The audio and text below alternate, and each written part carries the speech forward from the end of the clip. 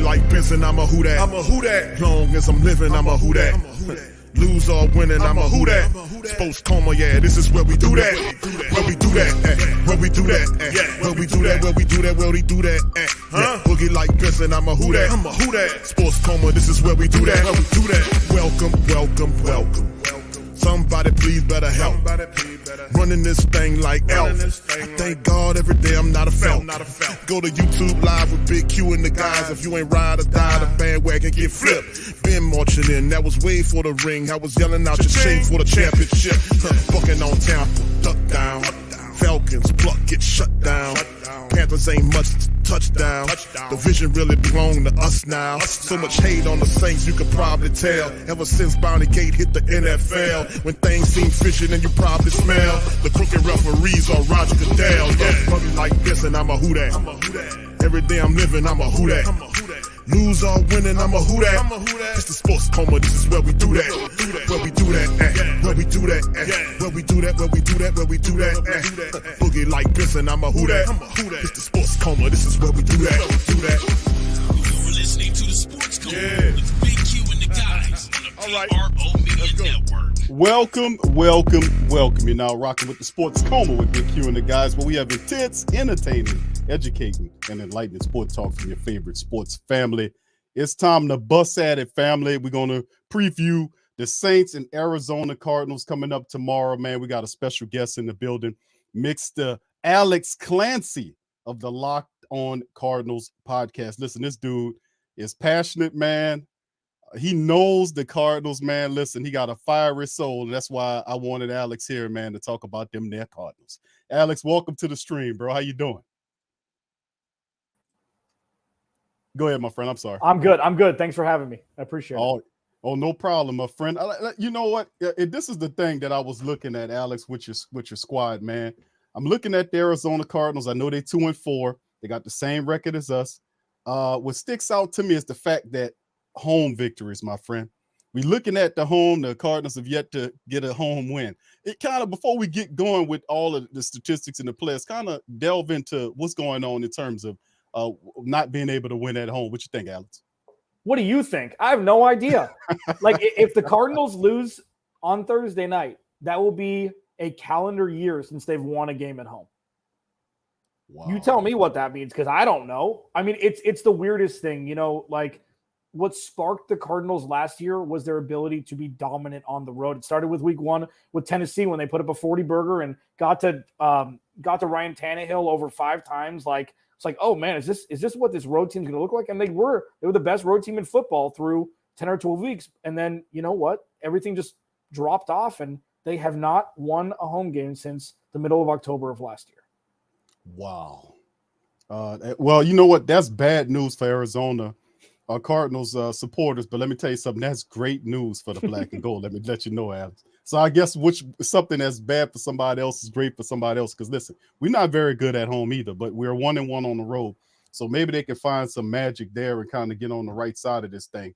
But it was a couple of moves that you guys did, kind of might change the bit of how your offense look. I know you're getting going to your best guys back, and DeAndre Hopkins, he returning for suspension right on time to kind of help you. Talk about his contribution, Alex, and how you think they'll kind of incorporate him into the offense with Kyler Murray and others.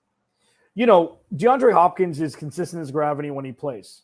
He's to me, I had a love affair with DeAndre Hopkins from afar when he was in Houston, when he was at Clemson. It's like, this dude is special. He's quiet. He's humble. He's very Andre Johnson-ish. I guess if you want to go home cooking, he's very Marcus Colston-ish, where he's just like, he's a dude who's better than everybody else, and he just shows it every week. And the fact that the Cardinals have him and, they've figured out how to utilize him, bringing him back, even with Hollywood Brown being injured and being out for a handful of weeks, DeAndre Hopkins coming back there couldn't be a bigger deal. He just comes in. It's not injury. It was on PED suspension, which I don't think he knew.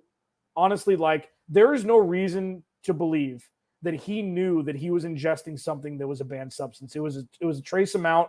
It happens.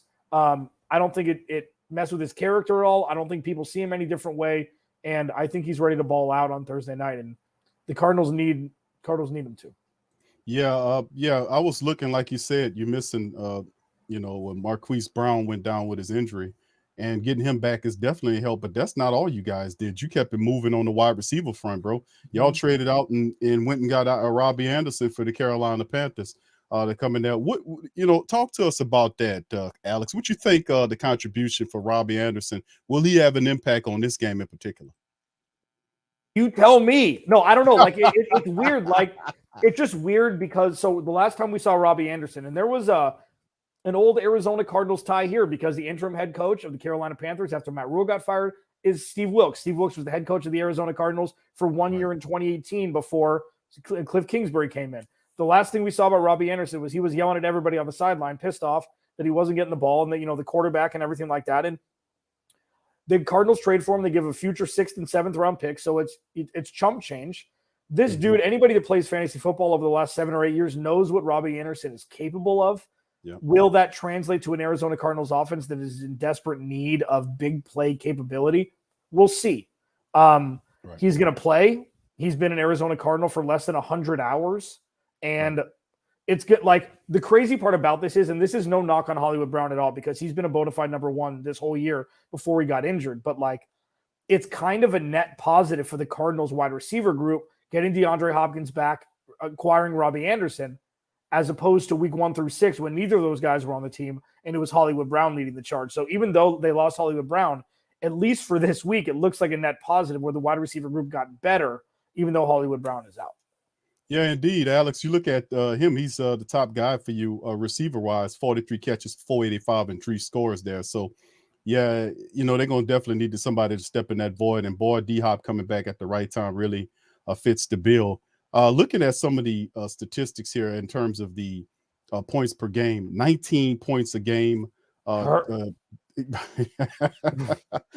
is 23 and a half, but giving up almost 24 points on the defense. Ours is 26.3. Alex, the defense, and you look at the defensive statistics, 352.8, might as well average at 353, and 249 flat through the secondary, 104 on the ground. What talk to us about the defense? What's going on with the defense here? Because I'm looking at, they have a couple of players on that defense. Kind of educate us about the defense. I know about Budda Baker. I know about Budda Baker, J.J. Watt when he's inspired to play. But who are some other guys on there that you like that should kind of help elevate the thing? And why based on that, why this defense, the statistics look as funny as they do in terms of allowing that much yardage going on? What you think? I'm going to start with that first. So if you take away the Chiefs game where they gave up a 44 burger, it was week 1. Nobody played in the preseason. Okay. So you have Patrick Mahomes coming in pissed off from how last season ended. He's got something to prove. All he's hearing is Josh Allen and Justin Herbert are the best quarterbacks in the NFL. Patrick Mahomes is the best quarterback in the NFL. I don't know why people he's done it, what other people are trying to do, and people are saying that other quarterbacks are better than him, which doesn't make any sense. So it was like a perfect storm of crap for the Cardinals week 1. So that's kind of skewed the numbers. Since week 2, they haven't given up more than 23 points per game. The defense is the strength of this team through 6 weeks. The defense, their job is to set the table for the offense to eat. And the offense has been fasting, refusing to eat through 6 weeks. Like the defense isn't built to be the strength of this team. The defense is built to be the complement. All offseason, trading for Hollywood Brown, drafting Trey McBride in the 2nd round instead of getting a defensive player. Extending James Conner, extending Zach Ertz. All they did was for the offense. They brought in a couple offensive linemen, and they brought in Darrell Williams. They brought in all offensive guys. Chandler Jones left, Jordan Hicks left, and they added no pieces of impact on the defensive side of the ball because the offense was supposed to be the strength, and it ain't. So that's kind of what we're looking at. The defense is supposed to bend, don't break. So when you bring up the yards, makes sense.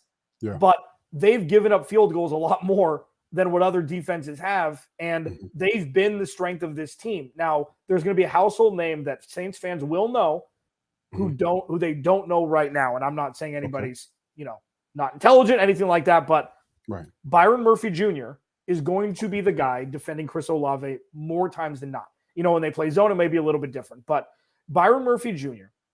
has turned from his rookie year, gave up the most touchdowns, I believe, than any corner in the NFL, And then he's emerged as this guy, as a huge question mark going into the season. He's in a contract year. Can he be a guy? Not even the guy. Can he be a guy? And he's become the guy through 6 weeks. He kept Devontae Adams for 2 catches for 12 yards. A.J. Brown, when he was shadowing him, didn't do a whole lot. Like, he's legitimately a bona fide fringe CB1 at this point, and is going to be put to the test with the young, lightning fast, smart receiver in Chris Olave on Thursday night. Yeah, that's going to be fun to watch, man. And, I was looking around, man, and I did see some footage on him, on Murphy Jr. And to the degree I didn't know as much as what you're saying about him and his abilities on the team, because I am familiar with Budda Baker and his playmaking ability, but I was looking at some of your other guys. I was like, wow, I'm not too familiar with some of these guys. I'm going to have to do some more intricate research on them. But I am familiar with Isaiah Simmons out of Clemson. He's a guy that they expect, the Cardinals expect to be a big factor in years to come, currently and years to come with this team. So in terms of, you're saying the defense is the strength of the team.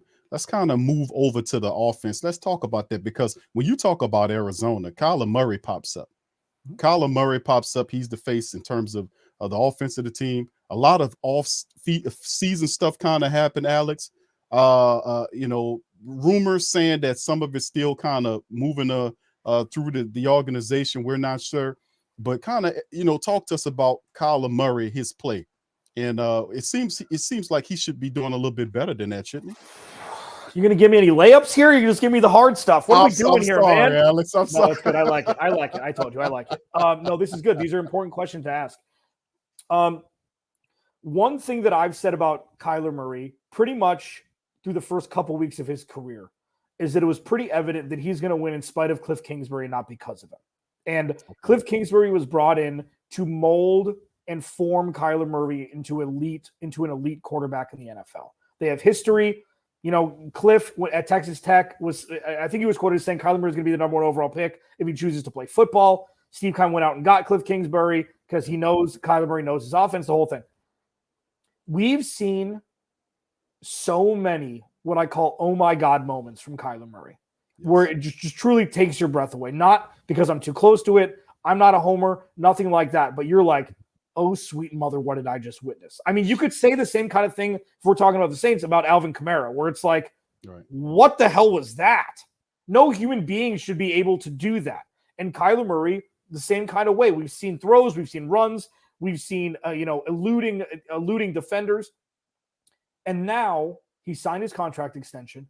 And this is the glaring truth now that he's not getting enough real coaching to elevate him.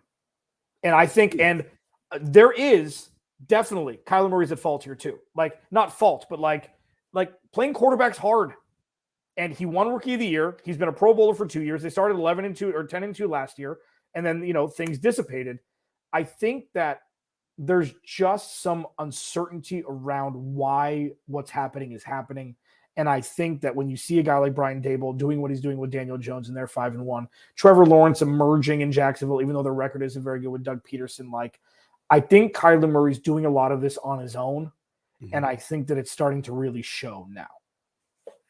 Yeah, and to be honest, Alex, I think having DeAndre Hopkins there will definitely help the offense. So in essence, you can kind of throw out, that's what I'm just going to do it straight up. I'm just going to throw out what we've seen, some of the dysfunction in the offense with Arizona, with Hopkins coming in that thing, with Anderson, whatever little good he can give you, it's going to be a plus as long as he shut up and get out there and play some football. So those guys, in my opinion, are a plus to Kyler Murray.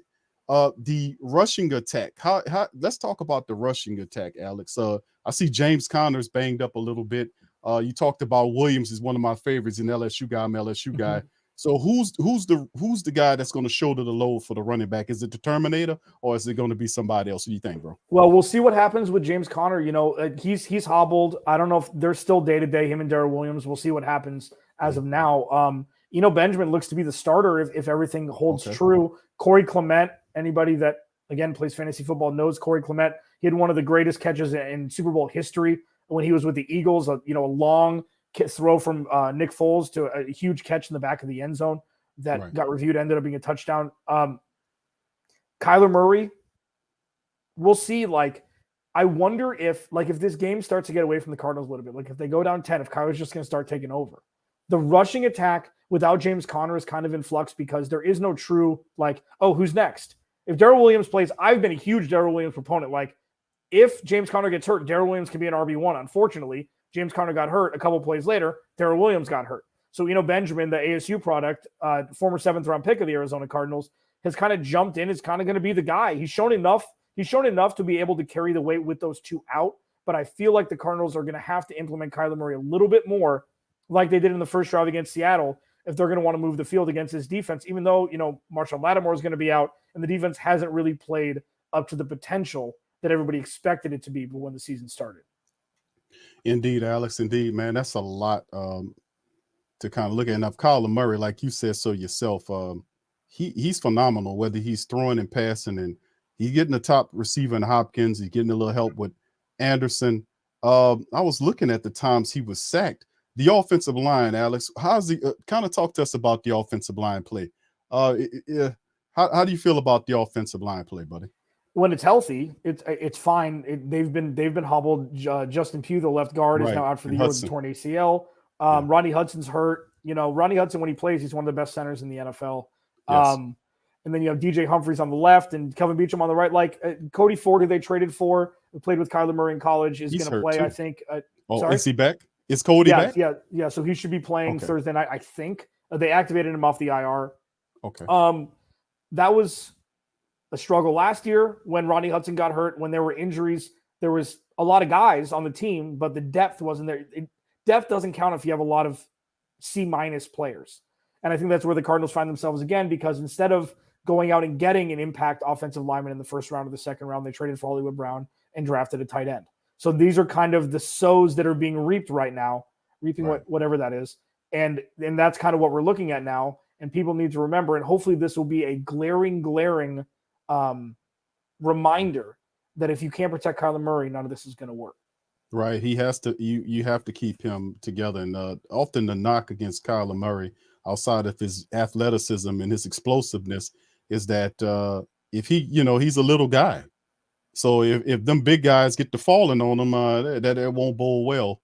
But listen, let's talk about this, Alex. I like what Kyler Murray is. I do. I knew he had a little some issues before, and I'm looking at some. Like I said, I'm just my instinct is saying me danger, danger, danger. D Hopkins. If we don't have Lattimore there, danger, danger, danger. Hopkins is back, and he's licking his chops and doing the Birdman hand rub, looking at the fact the Saints do not have Lattimore over there to stand in front of him and cover him. So the Arizona Cardinals right now, my friend, currently on a 2-game losing streak. A bit of desperation setting in. Hopkins come. Let's talk about that, Alex. How do you see them getting the win against the Black and Gold in y'all building? I don't. So this is how they could. This is how, if they were to win, this is how it would happen. Number one, it's going to start on the defensive side of the ball. They are going to make, I think Andy Dalton starting. It's close, right? But I think it's still going to be Andy Dalton as of now. It's going to be kind of game time, but they're playing. If I had to say, if you forced me to make a bet on it, Alex, I would say it'll be Dalton. Okay. Yeah. So they need to get in Andy Dalton's kitchen. And they have really good history with Andy Dalton. Again, when he was with Dallas, Kyler Murray completed 9 passes and the Cardinals won by 2 touchdowns, I think. Like, they've got history with Andy Dalton. They've got to get in his kitchen, number one. Number two, they have to bracket Alvin Kamara because that dude is nightmare fuel whenever he steps on the field. Even though he hasn't scored a touchdown this year, I love him. I think he's one of the more talented players we've ever seen. Pound for pound, he's incredible.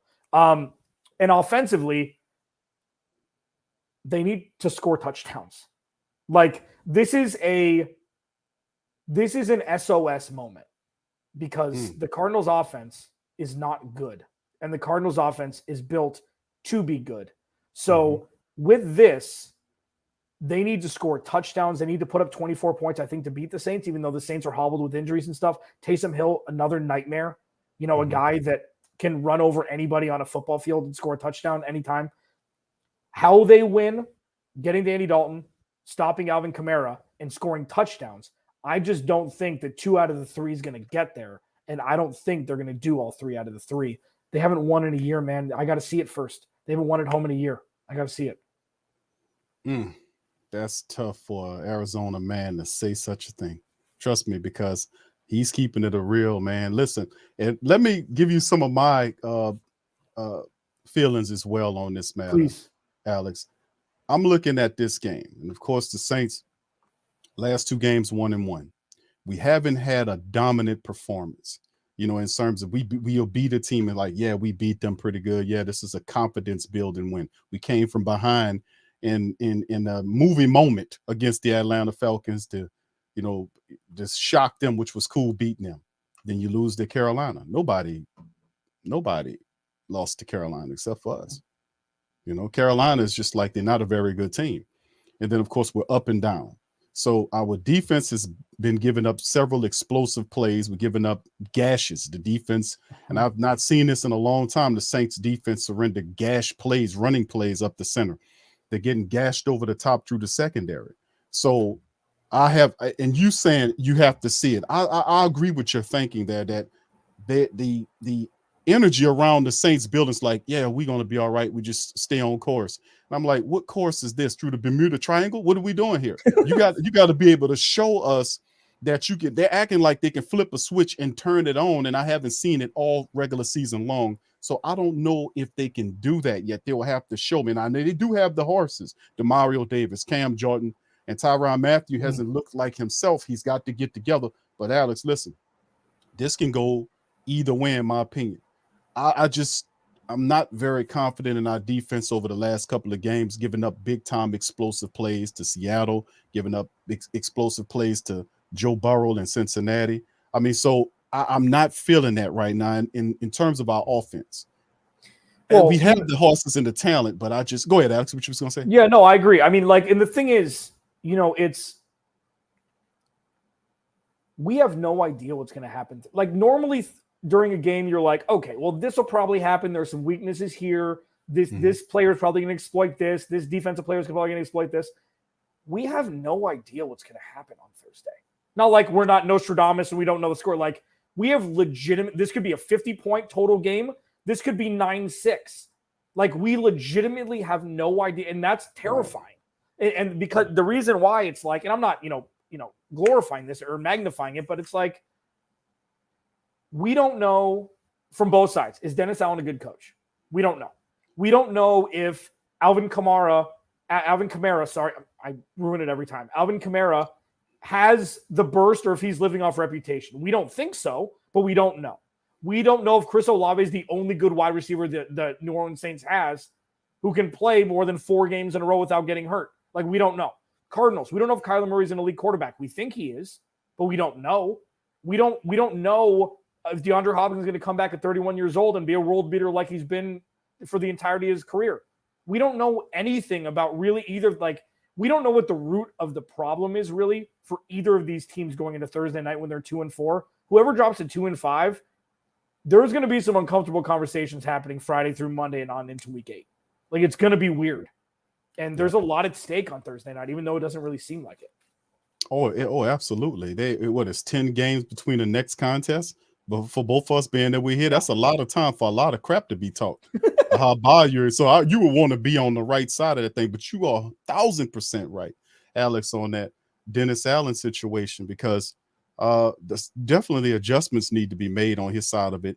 They're a little bit too calm for me. I'm not asking them to be all frantic, but there's got to be a balanced medium in there, a seriousness, a toughness, and a certain energy that you going forward with. We know they have the horses. We know the defense could be good, but they haven't shown that this year. We know that the offense was good enough with all our backups to compete with Cincinnati's full cabinet worth of players and almost win the game. We know that the Saints had identity issues the first several weeks, and then the last couple of weeks have found their identity as a running team when they was able to put 230-something yards up on Cincinnati. And Solomon Wilcox, shout out to him, who was on the stream yesterday, was talking about nobody did that to Cincinnati all season long. They held everybody underneath the 98, 99 yards per contest. For you to just go for a 230, hey, that's something, to speak of. So you're absolutely right. It can go either way. That's what I'm saying, and you're absolutely right. So getting into that, Alex, talk to us about some of the guys on your squad you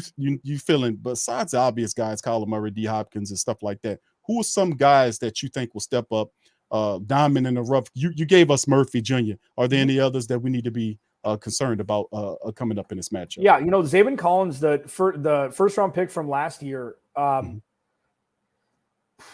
looked like another Isaiah Simmons situation where it's like not the right fit, hasn't really played that position all that much before. Is it really going to fit his skill set?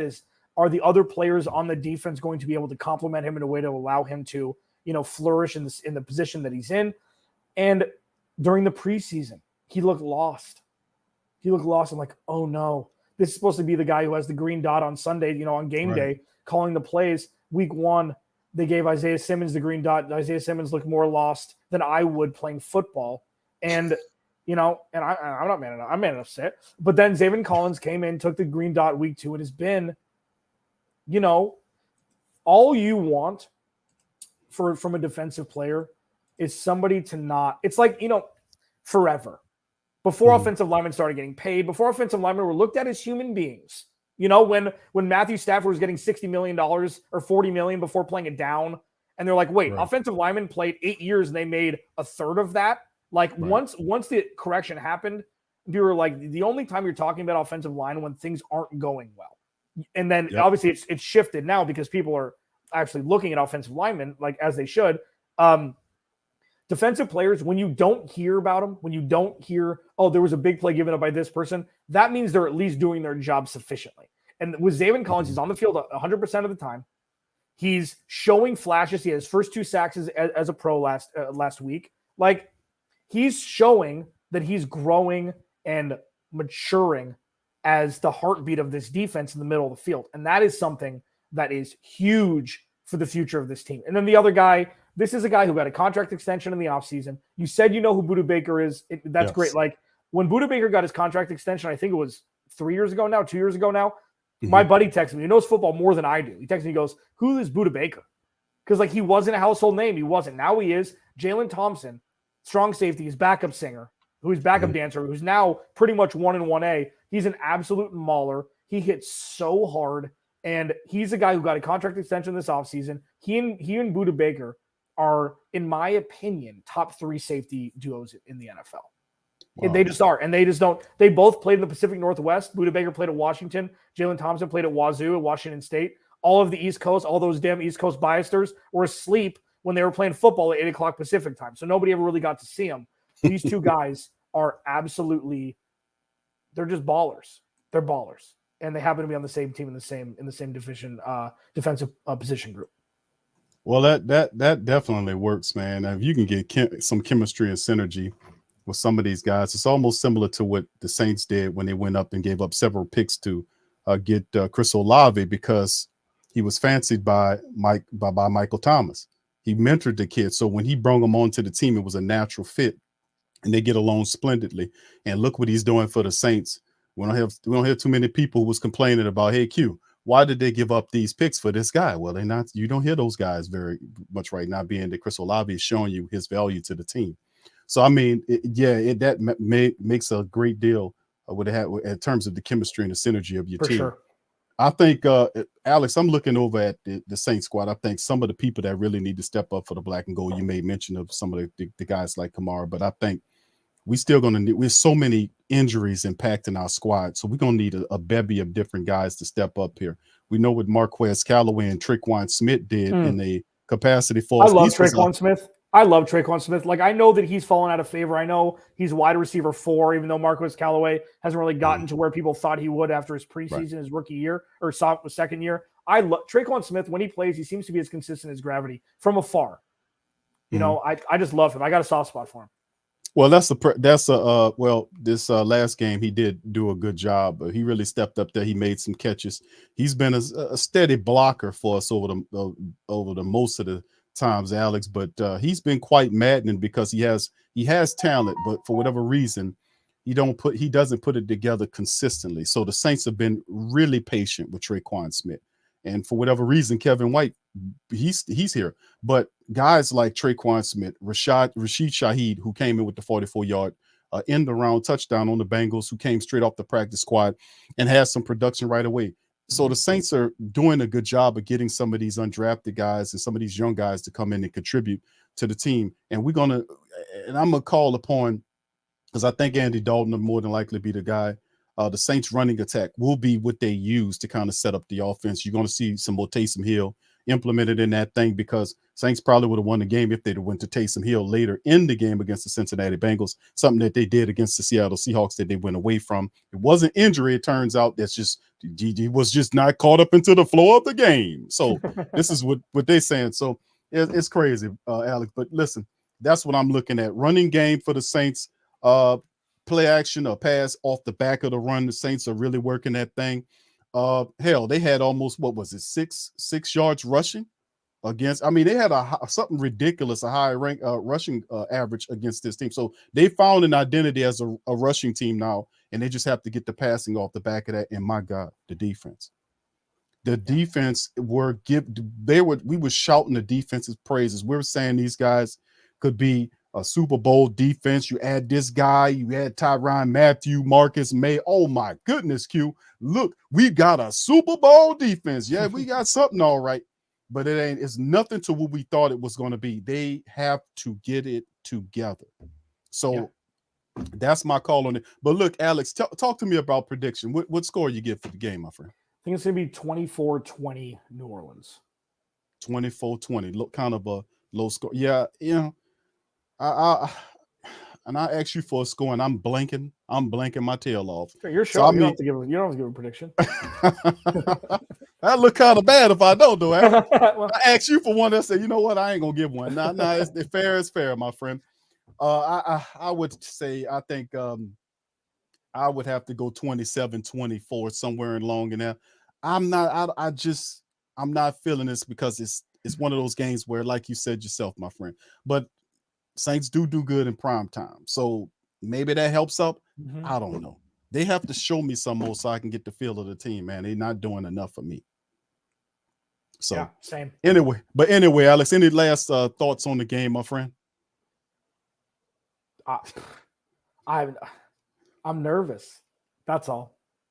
Bro, that's it. Listen. I don't know what's going to happen. But I am pumped. I'm ready to see some big players step up. I mean, I am going to have nightmares of Cam Jordan tonight. The last thing I will say is, like, anybody that can do something great with a smile on their face is terrifying.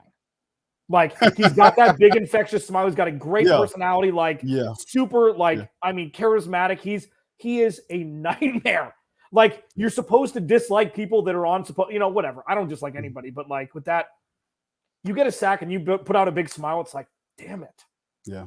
It's like, I know I'm better than you. I can't. Yeah. That energy is it's tough to beat. Yeah, Cam is awesome, man. He's probably one of a few of our defensive linemen that's actually trying to do something. Davenport needs to wake up. Onyemata needs to go back into a time machine and travel 2 years ago and become that guy.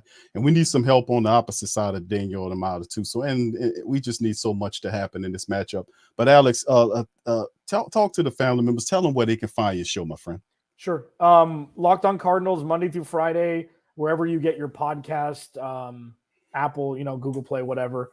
You can follow me on Twitter at Clancy's Corner, and check out YouTube.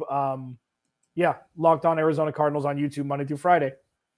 Bam. Man, Alex is, I've listened to several of his streams. Man, he tells it real. He don't sprinkle the team with confetti and dip them in sugar and hand them to you. No, this guy is passionate. He tells it, and he just punches you in the face about the truth of the team. Just like in the show, you heard what him say. You know how hard it is for the man to say, I'm going to pick your squad.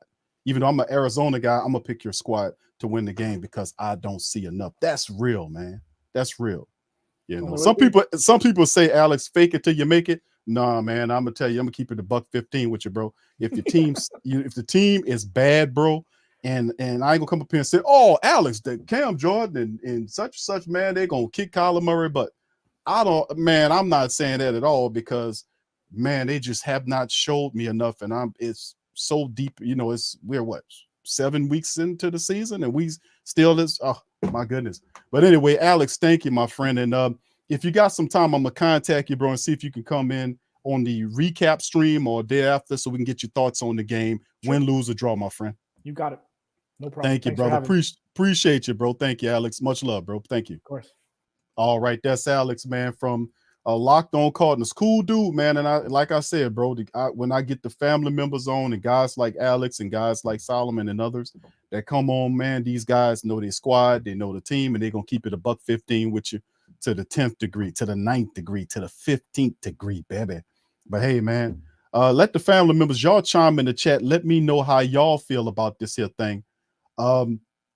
Put it in the comment section, family, and let me know how you feel about this thing and your predictions of who win this contest. Because listen, family, I've been doing this for a while, and you know that, sometimes I run out of words and I don't know what to say. Sometimes I be speechless, but I mean, I've seen the Saints this year, and I'm just absolutely flabbergasted, you know what I'm saying, about this team and the dysfunction, like the consistency. There's 6 weeks in, and the consistency here will look good here, and then 2 drives we stink. We can't, 6 weeks in, we make several completions, then great drive. Man, that was an excellent drive. And then the next drive, this dude missing people right and left. I mean, false start in your own building. It's like, it's not a floor. It's like you constantly on a merry-go-round. Or, what's the thing that go up and down like that merry-go-round. So, I mean, you constantly on a merry-go-round with this team. You're up and down, because just when you think they figured out, they do something dumbfounding and put you back on the other side. Like, damn, why the hell did they do that? So if it's not them missing on the field and being inconsistent, it's the coaches making bad calls. Okay, we sitting up here. It's what down is it? Oh, it's 3-2. All right, now let's go. Should we just put Jordan Howard in there and let him get them 2 yards? No, I'm feeling like maybe we gonna run a shotgun. Yeah, we're gonna run a shotgun, 5 wide receivers. We're gonna put Andy Dalton. What about Taysom? Now we're gonna leave him on the bench. We're gonna put Andy Dalton in the shotgun with 5 wide receivers. He gonna make sure he get that 2 yards. I'm like, huh? No, jumbo package, get the 2. You see? So it'd be like Madden and stuff like that goes on. I'm like, dude, you gotta, we have to be more consistent offensively. And you thinking about, like, man, you practice so much during the season, and then you turn around and you say, man, don't that practice mean anything? I mean, goddamn, I know it's hard to simulate real game action, but in practice, I'm practicing to catch the ball. I'm practicing to learn the play. So when the actual game goes on, when they say this play, New Orleans bank 7-9-2-8, then I know what I need to do for that particular play. That means that I'm gonna go up and then out and then up, or whatever I gotta do, or this is a crossing route or a slant, or I'm gonna run a screen or whatever. When they call the play, I know what that is. When you know that, then it makes it a lot easier. You know where you're supposed to be on the field, whether you're on the offense or defensive side. You know what you're doing. It's just certain guys know and certain guys don't, which affect everybody, because if the defense don't know as a whole where everybody's supposed to be, there's going to be issues. And that's the problem the Saints are having. So thank you, Alex, for checking it out, bro, for coming in and kind of educating us on the game, man. But let me just say this, man, about the Saints family before I go. 2 things. The Pete Carmichael situation, right? Pete Carmichael. Well, actually, let's just do this. Let's just do this. The last couple of games, the Seattle matchup, the Cincinnati Bengal game, right? Explosive. Now I can go back with explosive plays, in previous matchups, but just sticking with those 2 right now. We gave up explosive plays to Geno Smith running that offense, DK Metcalf, Tyler Lockett. We know they beasts, those guys. And Geno played really well. If it wasn't for Taysom, we would have lost that game. We'd have been sitting up here with 1 win. The Cincinnati game should have been a win, but in large part, the defense, and like Alex astutely mentioned about his team, is the fact that the Arizona defense is built as a complement to their offense. The offense is supposed to be good. the defense is supposed to be able to hold teams down to a certain amount while the offense score a certain amount to win the game. Now, if we apply that logic to the Saints, which would be, and I'm going to put this to the great Saint think tank because we're going to figure this out together tonight, baby. Let me pose this question to the great Saint think tank. By the way, family, if you hadn't, please feel free to smash the like button, hit the like button for me, hit the subscribe button if you're not a subscriber, and feel free to share the show on your social media feed, Facebook, Reddit, doesn't matter. Share it with the other diehards. Let them know we own. Let me ask this to the family members here. Which is which? Because that's a great point by Alex. He mentioned the complement of the defense for the Arizona Cardinals was built as a complement to which was supposed to be an elite level offense. Haven't worked that way. Let me pose the question to you guys. Which is the complement versus the foundation versus the complement? You see what I'm saying? Which is the actual complement? Is it the Saints offense that's a complement to the Saints defense, or is it vice versa? What do you guys think? Let me know about that. Y'all chime in on that because I really would like to hear y'all thoughts on that. Let me know it, and I'll put you on the screen for that because let's figure that out. Which is which? Is it the Saints offense that's the big dog on the block? Is it Batman? Let's just put it like that. Is the Saints offense Batman, or is it Robin? Or is the defense Batman and the offense Robin? Who's the complement here? Y'all let me know in the chat. I really would like to know that because that would really, answer a lot of questions. What do y'all guys think? All right, Hemisphere said, what's up, Hemisphere? Says, I heard from the AFR Saints channel that they had an article about the Saints looking to trade away Callaway. Also restructured Hardy contract to free up $1 million this year. Yeah, we covered it last night on the TSC Q&A live. We went into it. We covered they did restructure Deontay Harty's contract and freed up some money. And there are rumors circulating that the Saints are looking at a trade. And they named Fowler. That it was based on a tweet by Jeremy Fowler, who was going over his sources or saying that this particular person is in a trade window. And just because the Saints had a recent past went and looked at this fellow, that it could be something they cycle back to. So that's what he was throwing out there. And that's what's swirling in the rumor mill right now. So yeah, that's what Jeremy Fowler's article was talking about. So yeah, thank you. Shout out to you, bro. Good to see you too, bro. Hope everything going all right with you. All right. So Wallace, what's up, bro? How you doing? He said, what up, Big Q? They talking about trading Callaway.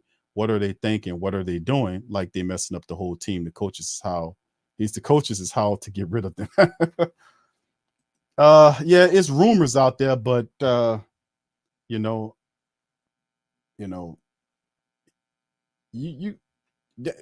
don't cost a lot of money. I think he makes what, just under $900,000 for this season, and then he's a restricted free agent next year.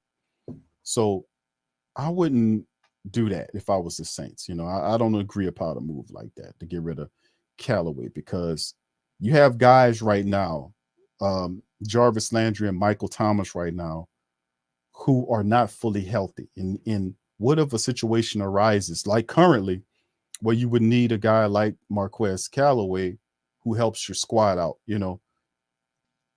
because of the injuries to your big players. Look at that, so you still need some depth there. So I wouldn't be in favor of moving a Marquez Callaway, especially right now anyway. I mean, but he's the one they're more interested in. That's why things are swirling around. You notice you don't hear no rumors about Traquan Smith nowhere, do you? You don't hear no Kevin White rumors. You don't hear no Traquan Smith trading rumors, do you? Because nobody wants these guys. Not to be disrespectful or to disparage any of them guys, but I'm saying their names would be circulating in the trade windows if that was the case. But you don't hear it because they see value in Callaway versus not in the rest of those guys. That's just how it is. All right, shout out to the fam, man. All right, brother Tano, what's up, bro? He said we need to trade David Onyemata for a pass rushing 3 technique. Well, they got some guys we can look at if we were really serious about fixing the interior line. I think David Onyemata looks better next to a nose tackle, a bona fide nose tackle, and not a defensive tackle. This is a difference. The Saints need a nose tackle. They need a guy like Brown, like we had Big Malcolm that was here. He did a stellar job in that technique next to David Onyemata. That's what you need. That's what you need. You need a big menacing guy like that can plug up the middle. And we simply don't have that. The Saints went away from that. We need that 300-pound guy. Remember, the Saints had what's his name? He was on the team. He kept getting hurt, and they released him. He was an undrafted guy out of North Carolina. Y'all put his name in the chat. And he was like starting in the preseason. He got hurt. I think the same injury the last couple of years, and the Saints just finally released him. What was his name? I forgot the guy's name. He was a big nose tackle. He was like 6'6", 300 pounds. But when he was healthy, he was a force inside there. But I think the Saints need to find that guy. Maybe we can go out and get a Malcolm Brown. I don't know if Brown is still available. I have to look up and see that is, but we'll see. What's up, Carla? Shout out to you, Queen. She says run game is the Dark Knight. Defense is Two-Face. Okay. I see what you're saying there, Carla. I like how you did that there. Okay, I see. I did say let's do the superheroes thing. So that was a good one right there. That's a good one. Brother UF, what's up, my brother? He says, you ready for tomorrow? Yes, sir, I am, bro. I'm gonna be having a little drink sitting right here. I ain't gonna say what it is because I know Tasha listening, and you know how Tasha get. She gonna be saying what you drinking on and all that. So I'm gonna have me a little water sitting right there. You know what I'm saying? Some water. So I can be able to cool myself down, because something tell me I'm going to be getting nice, hot and heated, and I need to kind of chill out. You see what I'm saying? You see what I'm saying there? All right. Yeah, that's right, 504. Somebody like Al Woods, man. Somebody like Al Woods, bro. That's what we need. No, there you go, Dalton. Yeah, what's his name? What was his first name, family? His name, was it Jamal? No, it wasn't Jamal Dalton. It was something Dalton. Jalen Dalton. There you go. There you go. Woo, shout out to you. Woo, nailed it. Ant-Man got it. Jalen Dalton. That's the big guy we had, but he kept getting hurt. We got all these tweener type tackles. You see what I'm saying? If you go and look down the Saints defensive interior position, we got a lot of tweener guys. I guess, and even with David, you could look at a guy like the big defensive tackle, Passanio, and they don't really see Passanio as a nose tackle or defensive tackle. He's 6'7", 300 pounds. But the Saints have him playing inside, they're playing outside, stuff like that. So it's interesting. But we need to get a big menacing interior guy, that's just a big guy that just stop up the middle. Everything stops with him. You see what I'm saying? That's what we need to do. All right. There you go. All right. So so the rest of the family. Yeah, thank you, Carla, for that. That was pretty good on the depth. On the who's who. Okay. Lori says either. Okay, thank you. All right. Defense said my boy Boomin. Shout out to you, Boomin. Much love to you, brother. All right. Swag says both of them are the Joker. Can't have two Jokers, bro. You can't have two Jokers, bro. Come on. All right. So yeah. So it's one of those situations like, what is the Saints offense? They spent a lot of money on the Saints offense. They really did. You know, they went and got they had 2 first-round draft picks. We took both of them. We used them on offense. We had Trevor Pinion at the left tackle position. We got Chris Olave there to help boost that. We brought in Jarvis Landry to the offense. So the Saints spent some money on the offense in anticipation, even paying Jameis the money he got to be the guy, bringing Andy Dalton behind them in case for insurance. And they spent a lot of money. So, but if I'm asking myself that, I would probably say that the defense would be Batman and the offense would be Robin, simply because the defense, in my opinion, is more closer to a Super Bowl. Well, prior to all this going on in these first 6 weeks of the season, but at the mindset of when it was put together, when the signings would happen, is that the Saints defense was a step or two away from being a Super Bowl caliber unit. And that if they would step up and handle the business, we would have at least 2 wins on our docket if the defense would have shut down certain things and not allow it to happen. Like the Bengals game, if the defense holds in the second half of the game, the Saints win that thing. They go away with the win. But the defense is a major problem. So the defense has to step up. Both of them are not handling the business, but at least the offense has the excuse that they got injuries. The defense is not nearly as hurt as the offense is, man. Not nearly. All right. Shout out to the fam. All right. What's up, brother Farouk? Shout out to you. What's up, Mickey? How you doing, brother? Good to see Mickey Loomis in the building. Shout out to Mickey, man. Shout out. All right. My brother Damon, shout out. Says, seems to me Onyemata suspension dude has been the same. Yes. Also Tulane's top 25. Yeah, I seen that. Congratulations to the Green Wave. My nephew went to Tulane, man. He played on the basketball team. So yeah, LSU seem like they're finding themselves, and also our Pels is up by 8. Yeah, I'm watching it on the side screen as well. So shout out to the fan. Appreciate you. Damien, much love, bro. Brother Eric says Q, it's offense. It's it's offense is Abbott and Costello, and the defense is the Three Stooges. Y'all often bring that in there. I often throw that in there, don't I, Brother Eric? The Three Stooges ass football. That's what I call it. And if you don't know what that is, you got woo, woo, woo, woo, woo, woo, and they running around, woo, woo, woo, woo, eye gouging, tripping up, falling, sliding. You know what I'm saying? They'll be trying to put the plumbing in, and then it'll water out the boards, and they'll fall through all the way into the basement. A pipe will fall on top of their head, cling, stuff like that. Three Stooges ass football. And you're right. That's it's been sad, but a joke all at the same time. JT says Q, undisciplined teams mean average team 8, 9, 9, and 8. They got plenty of time to step up and do it. So I'm in the mode. I've not lost faith in the club, but I'm still saying that you got to show me something. You got to show me something. You got to show me intelligence. You have to show me discipline. You have to show me consistency. You have to show me at least that. Why? Because I'm showing you that. I'm consistently watching you. With my discipline, discipline, consistency kind of tie together.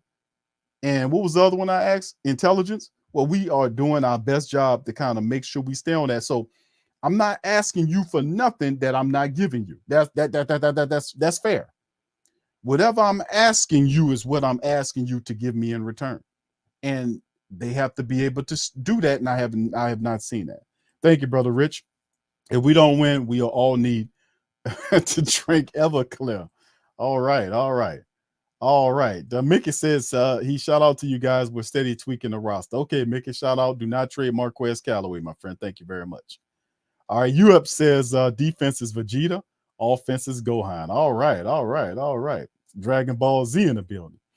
All right, Lori says they got rid of CD Deuce and Quan and Marcus Williams. Thank you. Yeah. That hurt a little bit, don't it, Lori? Yeah, numbskull. Yeah, you moron. Yeah.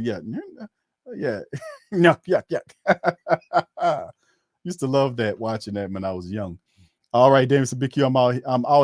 He says I'm out. I'm seeing you at the okay, thank you, bro. Appreciate you, bro. I'm about to get on out too. All right. Brother Prom says defense is War Machine and O is Luke Cage. All right, okay, there you go. All the Marvel references being thrown up in that thing. A couple of comic book references. Swag said they both Hancock. All right, that's reference to Will Smith's character. All right. So with that being said, listen, I'm gonna get on in there. I'd like to give a shout out to Alex Clancy of the Locked In on Cardinals podcast. He was in the earlier the show. He previewed the game with me, gave us some good game about the Arizona Cardinals. Let us know about some guys that we didn't know about. Murphy Jr., he talked about him. He mentioned Thompson as well. He threw some names that we need to keep an eye out on, and that's what we're going to look out. We're going to pay attention to those guys tomorrow. So tomorrow's game day, family. I shall return for that matchup, as well as we get ready for the Pelican post-game report tonight, and we're going to be in the building. So much love to the fam. I appreciate y'all chiming in on this thing. Oh, yeah, I ain't forget about we talked about it on TSC Q&A Live last night about Alontae Taylor, that he's back. So he helps out on special teams. We'll see if the Saints include him in the secondary. We're going to see, man, hopefully, because the CD Deuce trade, was large part because they didn't want to pay him the money, and they already signed Alontae Taylor, and they have high regard for Alontae Taylor. So let's see with him coming back off an injury that he can kind of make some plays for the Saints in the secondary, because there's going to be plenty of opportunity for him to be up in there with so many injuries with guys like PJ Williams and Laddie Daddy down.